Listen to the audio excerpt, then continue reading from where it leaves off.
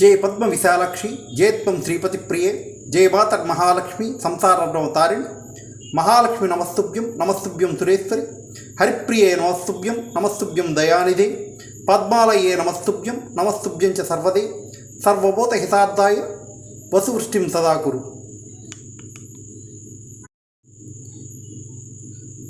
దక్షిణముఖం గృహం ఉన్నవారు ఈ శ్లోకాన్ని 27 సార్లు పారాయణం చేసి అమ్మవారికి ఆవు పాలు కానీ అరటిపండు కానీ నైవేద్యం పెట్టి వారు కోరుకున్న కోరిక సమంజసమైంది అయినట్టయితే చక్కగా అమ్మవారికి వినయంగా ఆ కోరిక చెప్పుకున్నట్టయితే అది తీరడానికి అవకాశాలు చాలా ఉన్నాయి. అలాగే రేపటి వీడియోలో కన్యా రాశి వారు, కన్యా లగ్నం వారు, ఇంకా ILR అనే అక్షరాలు ఉన్నవారు అమ్మవారిని ఏ స్తోత్రంతో పారాయణ చేయాలి లేదా ఏ మంత్రం చదువుకోవాలనేది తెలుసుకోవాలంటే మరి రేపటి వీడియో చూడాలి కదా. అలా చూడాలంటే మా ఛానల్ సబ్స్క్రైబ్ చేయండి, లైక్ చేయండి, షేర్ చేయండి.